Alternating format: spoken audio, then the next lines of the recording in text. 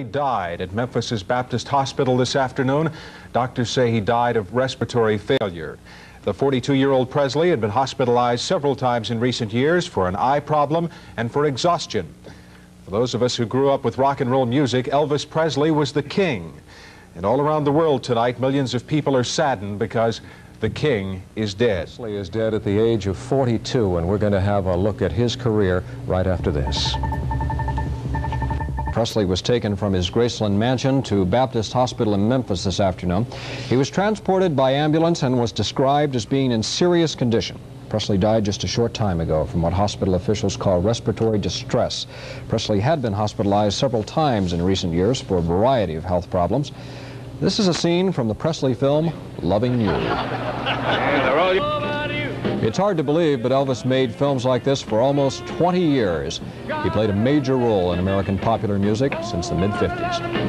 Cam, recently there have been stories about people waiting in line 2 or 3 days just to get tickets to his concerts. About 2:30 this afternoon by Joe Esposito, his road manager. Attempts to revive him at home and at Baptist Hospital, both were unsuccessful today. Apparently it was a heart attack.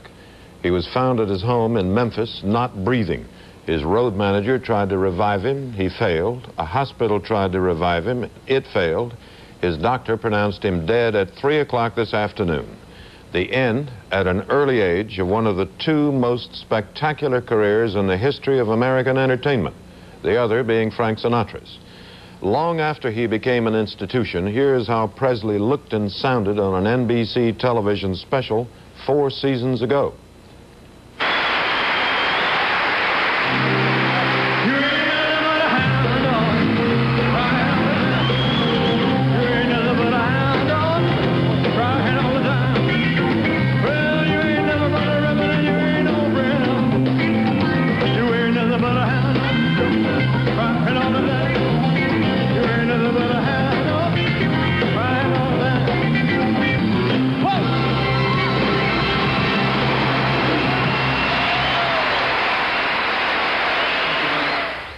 He sold records in the multiples of millions, made millions, bought a string of Cadillacs one after another, gave away a string of Cadillacs to people he liked, and along the way was married in 1967 to Priscilla Ann Beaulieu.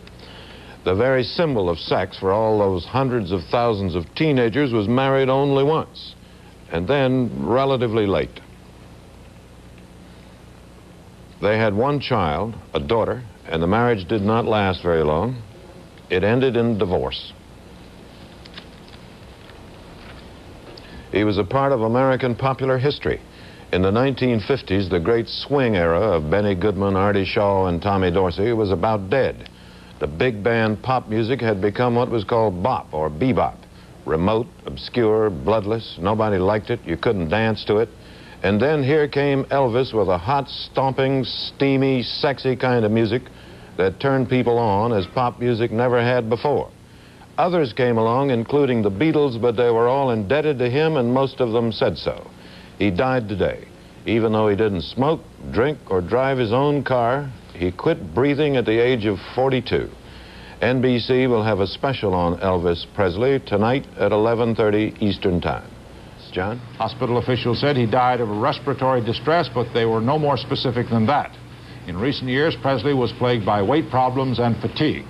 His trademark was his gyrating hips, a style so controversial that when he began gyrating during a 1956 appearance on the Ed Sullivan Show, he was shown only from the waist up. You ain't nothing but a hound dog, crying all the time. You ain't nothing but a hound dog, crying all the time. Well, you ain't never going to wrap it in. That song, Hound Dog, was one of the Presley records that sold 1 million copies, and there were more than 30 of them. And tonight, a spokeswoman for the Memphis Police Department said detectives were investigating, quote, the strong possibility that Presley's death was a result of an overdose of drugs. News that Elvis Presley is dead at the age of 42. It was a severely irregular heartbeat. No drugs involved, they say. Here was a man who was such a public figure that he had to spend his entire life in private. Presley started his own career. Behind him, Elvis went on to worldwide fame. Millions of dollars, a career that you know as well as I do. In his most recent appearances, it was obvious that Elvis was overweight and out of condition. He worried about it. He went into a hospital just 4 months ago and came out with a clean bill of health. And he was just about to start again on a big concert tour. They found him dead in his home at Memphis at about 2 this afternoon. He might have been lying there as long as 5 hours. Doctors could not find any sign of life. When word got out that Elvis was dead, we had dozens of phone calls, so did the radio stations, and the record stores saw a lot of activity too. There's no doubt that Elvis Presley has more fans across all age groups than any other entertainer has ever had. At Record Rendezvous, reporter Jay Backus heard a typical story from one of the salesmen there, Al Solomon. The albums have picked up. They don't usually sell like every day, but the one guy came in about $40 worth. How many albums was that? 8 albums. 8 of them tonight? Right. Just tonight. He was scared that a lot of people would be rushing in and getting all the albums. Dave, of course, it was here, right in the city of Cleveland, that Elvis broke some of his biggest records ever. It was a time in radio days that WJW's Carl Reese remembers very, very well. Elvis received tremendous help and support at the station I worked for. It was WERE. I might mention Bill Randall, who was one of the first big jocks to throw his support to Elvis Presley. But something is gone that's never going to be here again. It's still too soon to talk about funeral plans, but there's no doubt that it will be one of the biggest ever in Memphis as Elvis fans and show business stars come in to pay their final respects in about a week. We sent Lucetti to the Front Row Theater tonight to talk to some people who I guess knew him personally. Yeah, some well, some not so well. At least they met him, Doug, and to find out what kind of a man Elvis was, we went to people who saw him backstage from time to time. You'll recognize this first gentleman, a well-known performer. The second man once went with Elvis on tour. Gentlemen, the concert sound of Henry Mancini.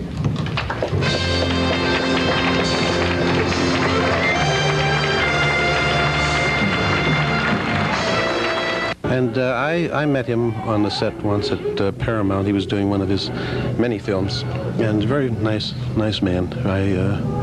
We got a very good impression from him, and I think it's a very, in a way, it's like comparing it to the losing of, let's say, Louis Armstrong in his field, in the jazz field, because just because the rock field isn't that old doesn't mean that it doesn't have that penetration. He was a great guy. He was just a nice, very nice, gentle person, and very generous, both with his, excuse me, with his time, monetarily. Back in the early 50s, Elvis once got an unexpected chance to sing Blue Suede Shoes on the Ed Sullivan Show. You see, another singer who was scheduled to appear that very night was in a car accident. Well, Elvis substituted, and he did very well. But he never forgot that other singer, a fellow named Carl Perkins. He never became very famous. Elvis helped Perkins' career whenever he had the chance. Doug? Thank you, Lou, and you too, Adele. And NBC will have a special program on the life of Elvis Presley this evening at 11:30, immediately following our program. We told you doctors in Memphis now say that Elvis Presley died today as the result of an erratic heartbeat or heart attack brought on by undetermined causes. They say an autopsy shows no evidence of any illegal drugs in his system. Elvis Presley was one of twins. His brother Jesse died at birth. His mother Gladys also died of heart failure at age 42. He sold 400 million records, and while Clevelander Alan Freed coined the term rock and roll, Elvis Presley defined it as a blend of rhythm and blues and country music. In spite of recent serious weight problems and an eye disorder that required hospitalization, Elvis Presley remained one of the top attractions in show business. He sold out wherever he played. He made 31 movies. Though he never challenged for an Academy Award, his films were always successful at the box office. A career that early critics said would be fleeting lasted the rest of Elvis Presley's lifetime. Memphis had been Elvis Presley's home since high school, and tonight that town is a city in shock. The king is dead. Elvis Presley, the hip gyrating king of rock and roll music, died at his Graceland mansion of heart failure. The 42-year-old singer was found lying on his bed by his road manager, Joe Esposito, who attempted mouth-to-mouth resuscitation without success. While he was being rushed to the hospital, efforts to revive him in the ambulance failed. His personal physician attempted to revive him without success. I was upstairs in his bedroom, and I went upstairs to talk to him, and he wasn't breathing. I talked to him last night, and we discussed some songs we were going to do on the tour and everything. He was in a great mood. of ill health? None whatsoever. As word of Elvis's death spread around the world, a large crowd began gathering at the Presley home. Well, we saw him last night. You know, we waited and waited for him to come out of the gate, and he went back in again, and he was smiling and waved and everything as if he was in real good health. Looked real good last night. Elvis's friends say he was in a good mood recently. They said he was looking forward to beginning an extended concert tour this week. I can't believe it. It's not real. No, it's not. It's our friend. Presley family members say funeral arrangements are still incomplete. Tim Wilshire reporting for CBS News in Memphis, Tennessee. Clevelander Tommy Edwards knew Elvis Presley, a friendship that goes back over 2 decades. Today, Tommy Edwards in town runs a record store, but back then, Tommy was a disc jockey at what was then WERE, a pop and country music station. News Center 8's Barbara Caffey right now is with Tommy Edwards at his record store. Barbara? Tommy, I'd like to ask you, how did you first meet Elvis? Well, I hired him for a show that we were doing at the Circle Theater at 102nd and Euclid back in 1955 in February. Got him for $300 for 2 shows. At that time, did you see him as a star? No, I never really did. I thought he'd be around for maybe a couple of years, and then he'd go off in the distance again like so many of the rock stars of the day. But I never anticipated. I could gild the lily and say, oh, I thought he was going to be a big star, but I never thought he was going to do it. But he proved me wrong. He was a great star. What made Elvis that star so that he stayed at the top? I think it was that mystique about him, because very few people ever really saw him. Maybe 10,000 or 20,000 people at a performance here at the Coliseum. You never saw him on TV except in movies. And it was a kind of a mystical thing. And I think Americans always love somebody who has made a success of himself. And he certainly made a success of himself. Thank you, Tommy. This is Barbara Caffey with the City Cam, live for News Center 8.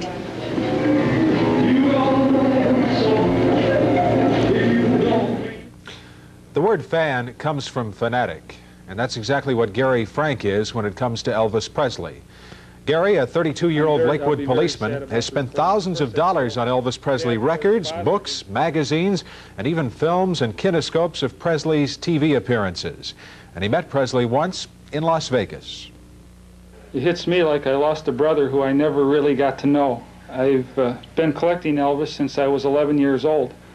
All his recordings, films I could get a hold of, books and everything else. I bought a Sony Betamax just about, I guess it was the beginning of last week, because the Your Network's going to have a special on him in either September or October, and I was counting on filming that. And since Elvis isn't in the movies any longer, I was hoping to record movies off the television to keep for posterity. Elvis Presley had few fans as fanatic as Gary Frank.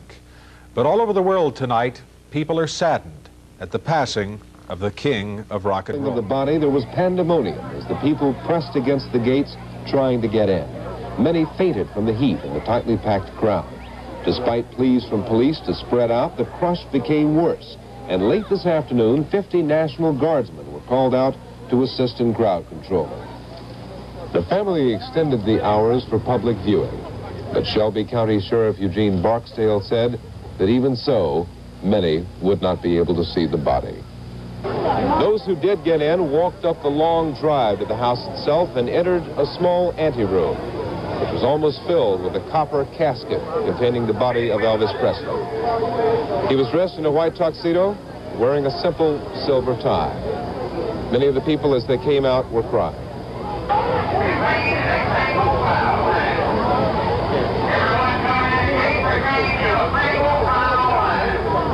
Tomorrow afternoon at 2 o'clock, private funeral services will be held at Graceland. Then the funeral procession will move up the street Memphis named after its most famous citizen to a mausoleum at Forest Hill Cemetery. Jackson Bain, NBC News in Memphis. It was the classic American success story. Poor boy from small town rises to top. The town, Tupelo, Mississippi. The boy, Elvis Aaron Presley, the son of Vernon and Gladys Presley, born here in 1935. As news of his death began to spread, people started bringing flowers to his birthplace, a modest two-room house. The women of the local garden club operate the Presley home as a tourist attraction. They say that to the people of Tupelo, Elvis was more than just a popular singer. He was representative of the American dream. Our idea in opening this house to the public was to show that impossible dreams can still come true, that miracles do still happen, that from humble beginnings, people are still able to make something of themselves if they have the desire.